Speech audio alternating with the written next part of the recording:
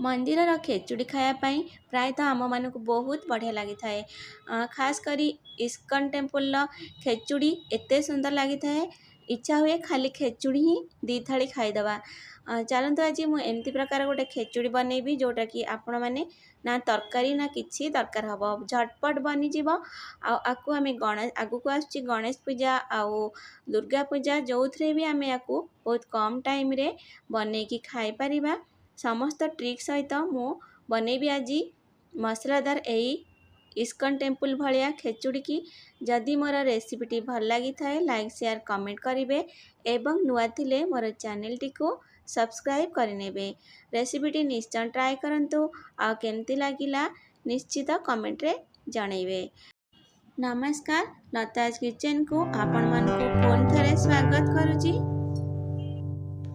मसलादार खेचुड़ी बनायापाई एठी मु नेइची अरुआ चाउल मुग डाली आउ किछि भेजिटेबल परिबा सेतिरे अछि मोर बीन्स गाजर कखारु आलू पोटल आपणक चॉइस रे आपण माने जो भी परिबा नै परिबे। एठी कंचा लंका गोटे इंच रो अदा दुटी कंचा लंका को मु छेचिकी रखिची। एठी मु नेइची अरुआ चाउल जोटा कि अछि हमर गोविंद भोग चाउल आ मुग डाली अरुआ चाउलर परिमाण को आमे पूरा समान रखिबा ताहले हमर खेचुड़ीटी बहुत सुंदर टेस्ट लागिबो। एठी आमे गोटा गरम मसला किछि पकै दवा जोटा अछि दालचीनी आउ लवंग गुजराती तेजपत्र आउ गोलमरीच आ एठी देइछि मु पानमधुरी आउ जीरा आउ धनिया। निश्चित पानमधुरी आउ धनिया को देबे ताहले आमर पूरा मंदिर भाया खेचुड़ीर टेस्ट लागिबो।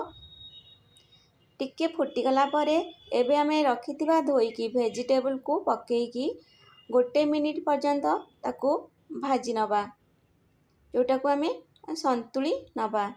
तापरे आमे हळदी दबा आउ लूण स्वाद अनुसार लूण दबा।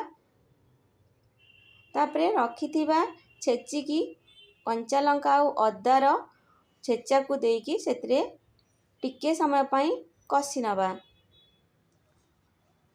एबेटी कस्तूरी मेथी दबा जोटा कि बहुत सुंदर आहुरी टेस्ट लागिबो। तापरे आमे धोईकी रखिथिबा अरुआ चाउल आ मुग डाली की देकी गोटे मिनिट पर्यंत आमे ताकू भाजी नबा।